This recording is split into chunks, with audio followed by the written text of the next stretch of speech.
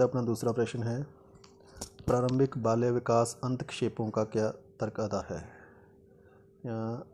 अंतक्षेप का मतलब की है, पहला ये चीज़ क्लीयर करो, तुहानू क्वेश्चन अपने आप क्लीयर हो जाएगा। अंतक्षेप इंग्लिश कहने आप इंटरवेंशनस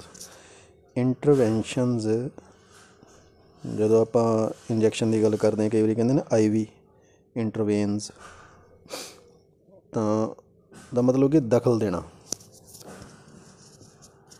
ECCE जिहड़ा है ਇਹਦਾ दखल क्यों है साडी एजुकेशन प्रणाली दे विच या बच्चों के जीवन दे विच इस चीज़ का की महत्व आ, ये बारे गल। अंतक्षेप शब्द तुहानू ये याद रखना पैना, दखल भी कह सकते हैं आप।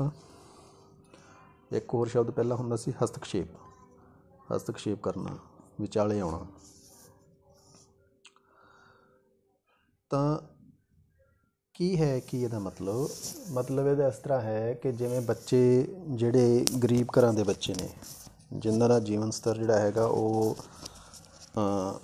ਅਭਾਵ ਦੇ ਵਿੱਚ ਹੈ, ਉਹਨਾਂ ਦੇ ਜੀਵਨ ਵਿੱਚ ਕਮੀਆਂ ਨੇ,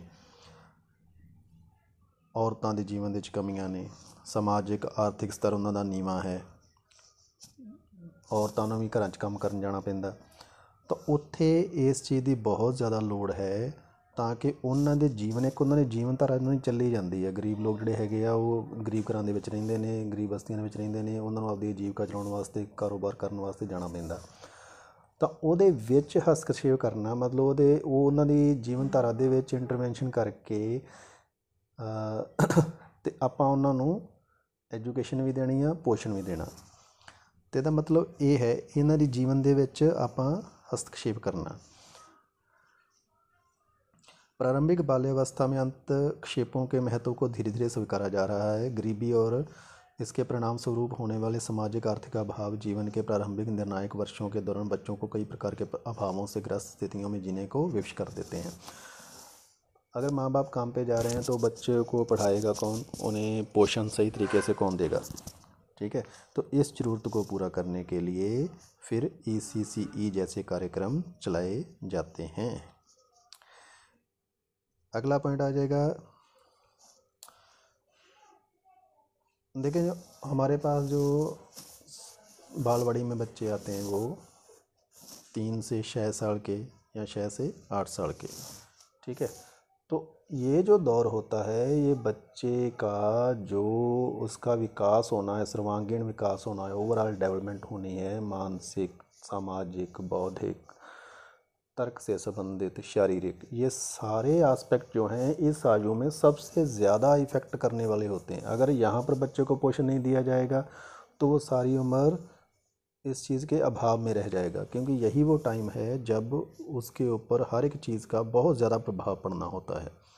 उसकी जो व्यक्तित्व है, उसका जो व्यक्तित्व है वो बड़ी तेज़ी से यहाँ पर बढ़ना होता है। तो इसलिए इस स्थिति में, इस आयु वर्ग में उस बच्चे को बहुत ज़्यादा स्टिमुलाइज करने की ज़रूरत होती है। स्टिमुलाइज मतलब उत्प्रेरण देना, उसे उद्दीप्त करना, उसे प्रेरणा देनी, ये सारे काम जो हैं इसी आयु में सबसे ज़्यादा ज़रूरी हैं। उसे शारीरिक पोषण देना, मानसिक, भावात्मक, सामाजिक, ये सारी चीज़ें इसी आयु में सबसे ज़्यादा सिखाने की ज़रूरत होती है। तो इसलिए इस चीज़ का प्रारंभिक बाल्यावस्था का अंतक्षेप यहाँ पर बहुत ज़्यादा ज़रूरी है। तीसरा, बच्चों को प्यार भरी, स्नेह भरी देखभाल दी जानी चाहिए। ऐसा केवल इसलिए नहीं किया जाना चाहिए कि बड़े होकर उत्पादनशील वयस्क बनेंगे, मतलब कि हम ये सोचकर उसे बच्चे को प्यार या स्नेह नहीं दे रहे कि वो बड़ा होकर एक अच्छा अडल्ट बनेगा, अच्छा वयस्क बनेगा, अच्छा नागरिक बनेगा और उत्पादन करेगा, मतलब कारोबार करेगा कोई या अपनी आय कमाएगा। इसलिए करते हैं क्योंकि ये उनका जन्मसिद्ध अधिकार भी होना चाहिए, ठीक है। ये बच्चों का उनका अधिकार है कि उनकी अपनी जो क्षमता है, उनकी जो शक्ति है, उसको पूरी तरह से विकसित करने के अवसर मिले। अगला आ जाएगा, जो इनके जीवन में अभाव चक्र है, मतलब क्योंकि देखें जैसे पहले ही बात की कि उनके माँ बाप काम पे जा रहे हैं, बच्चों के पास ऐसे साधन नहीं हैं अपने घर में कि वो उनका जो अच्छी तरह से इस्तेमाल करके अपनी शक्ति को अच्छे तरीके से विकसित कर सकें। तो यहाँ पर उनके अभाव चक्र को तोड़ने के लिए ECCE जैसे प्रोग्राम बहुत ज़्यादा प्रभावशाली होते हैं। अगला आ जाएगा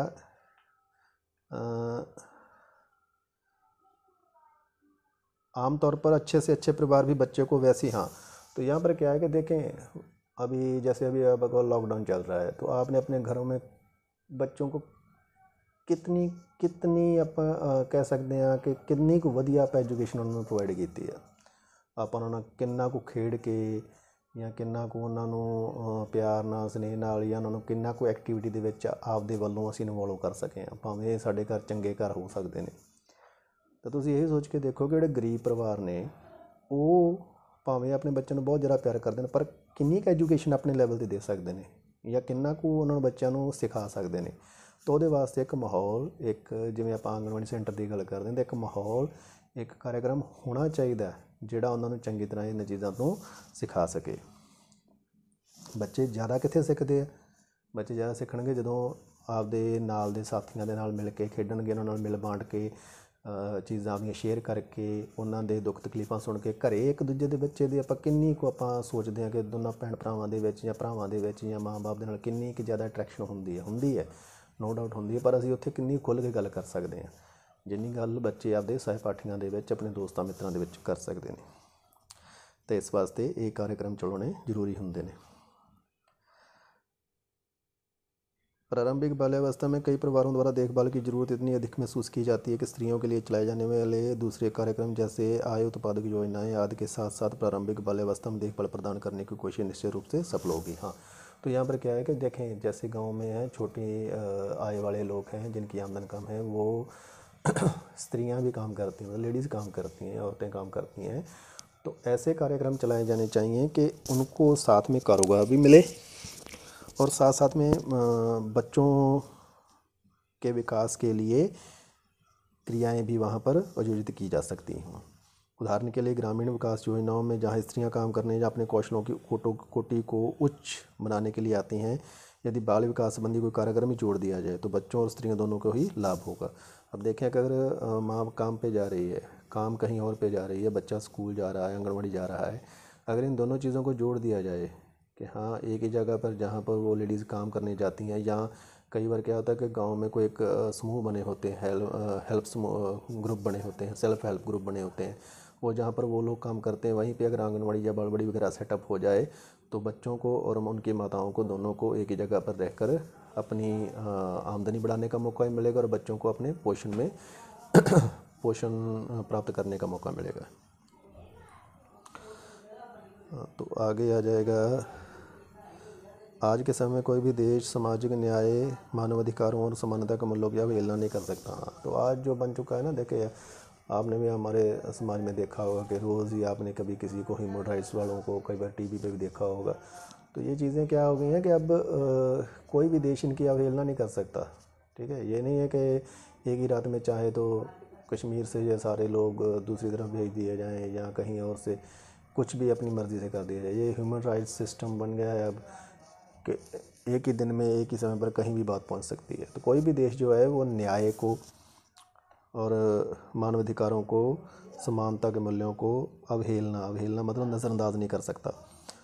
तो इसलिए सामाजिक आर्थिक स्तर के बच्चों के साथ समानता का व्यवहार हो रहा है या नहीं, क्या किसी देश में लिंग से संबंधित पक्षपात तो नहीं किया जा रहा, इसका एक मानदंड है कि सभी बच्चों को प्रारंभिक वर्षों में देखभाल व शिक्षा के अवसर प्राप्त हैं या नहीं। तो क्या है कि अगर आपके एक देश में ऐसा प्रोग्राम नहीं चल रहा है तो दूसरे देश सोचेंगे कि हाँ यहाँ पर कोई पक्षपात हो रहा है लड़कियों लड़कों में या गरीब और अमीर के बीच में। तो ये हमारे देश की भी एक मजबूरी समझें या एक ज़रूरत समझें या विश्व स्तर पर दुनिया के सामने अपने आप को साबित करने के लिए उनकी प्राथमिकता बन जाती है, पहल बन जाती है कि ऐसा काम चलाना पड़ेगा। आजकल एक और चीज़ क्या हो गई, हमारे परिवार छोटे हो गए हैं, सामूहिक परिवार नहीं रह गए, बड़े परिवार नहीं रह गए, संयुक्त परिवार नहीं रह गए, नाभिकीय परिवार हैं। नाभिकीय न्यूक्लियस फैमिलीज़ का मतलब छोटे परिवार जहाँ पर एक माँ बाप और उनके एक या दो बच्चे उनके पास हैं। तो ऐसे परिवारों में जहाँ पर उनकी आपसी इंटरेक्शन बहुत कम हो गई तो वहाँ पर क्या होगा, जैसे लोग गाँव छोड़कर शहर चले गए, तो ऐसे जगह पर क्या होना चाहिए कि उन बच्चों को आपसी एक दूसरे के साथ इंटरेक्शन के लिए ज़रूरी है कि आंगनवाड़ी या बालवाड़ी वैसा सेटअप होना चाहिए, क्योंकि उनके माता पिता दोनों ही लगभग काम पर जा रहे हैं, तो बच्चे पीछे अकेले हैं। अगर 6 से 8 जहाँ अब कह सकते हैं कि 3 से 8 साल की उम्र जो है बच्चे की, तो उसके लिए उसे अपने सर्वांगीण विकास के लिए, ओवरऑल डेवलपमेंट के लिए कोई ना कोई ऐसा स्थान जरूरी चाहिए। प्रारंभिक वर्षों में बाल्य विकास में योगदान के कारण बच्चों की वृद्धि उत्पादक वयस्कों के रूप में होती है। या साथ ही वे वयस्क जो सामान्यतः बच्चों की देखभाल करने के लिए घर में ही रहते हैं, वे नौकरी पेशा कर सकते हैं और अपनी आर्थिक स्थिति में काफ़ी हद तक सुधार। देखें, पॉइंट को उल्टा करके अब आ गया। पहले हम कहते हैं कि उनके माँ बाप को काम करना पड़ता है, इसलिए बच्चों को बाहर कोई ऐसी जगह चाहिए, ECC या जैसा प्रोग्राम चाहिए। तो अब हम कह रहे हैं